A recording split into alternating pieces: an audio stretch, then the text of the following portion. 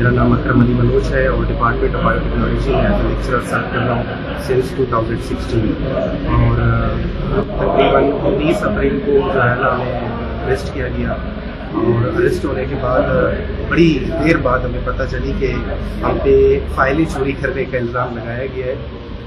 अलबत्ता हम 5 दिन तक जेल में थे और 5 दिन के बाद हमारी बेल हुई और इल्ज़ाम जो लगाया गया था इसकी हमें कोई ऐसी उम्मीद नहीं थी कि इस तरह के हमें इल्ज़ाम लगेंगे और ये सारी चीज़ें के लिए हम पहले मेंटली भी तैयार थे।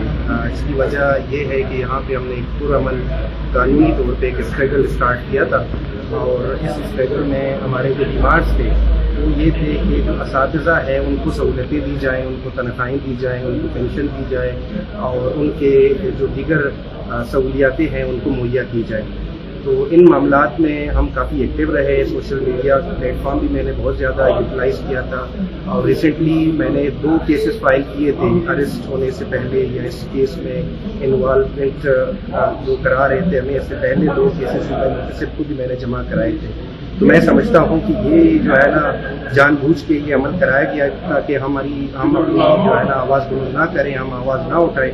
लेकिन मैं समझता हूँ कि हम जेल में वक्त गुजारने से हमारी हिम्मत नहीं टूटेगी और हम ये जो जद्दोजहद हमने शुरू किया है इसको हम मज़ीद तेज़ी के साथ जारी रखेंगे। सर ये पब्लिक सेक्टर यूनिवर्सिटी है और इसमें अगर हम देखें तो बाकी जो यूनिवर्सिटीज़ हैं बलूचिस्तान के अंदर भी और पाकिस्तान के अंदर हमें वो सारी सहूलतें नहीं मिल रही। लाइक मैं अगर पेंशन की बात करूँ तो हमारा पेंशन लायबिलिटी जो है ना 7 अरब तक आ गया है।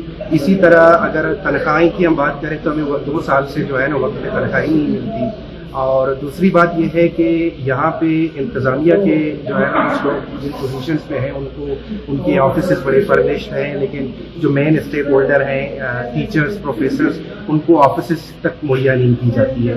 तो ओवरऑल हमारी जो डिमांड्स जितने भी डिमांड्स थे वो आईनी थे और इसमें कोई ऐसी चीज़ नहीं थी।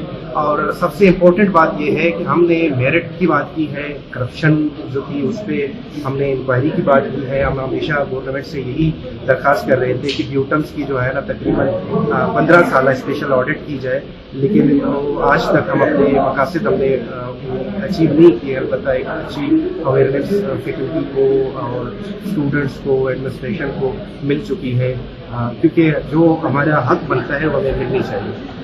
सर ये जो फाइलें चोरी हुई हैं जो इल्ज़ाम लगाया गया है ये HR में फ़ाइल होती है पर्सनल फ़ाइल और जहाँ तक बात करें इन फाइलों की तो ये पर्सनल फ़ाइल कोई भी एक्सेस कर सकता है। अगर कोई लीगल पॉइंट ऑफ व्यू में इसको एक्सेस करना चाहता है तो इसकी चोरी का मुझे तो समझ नहीं आ रहा था।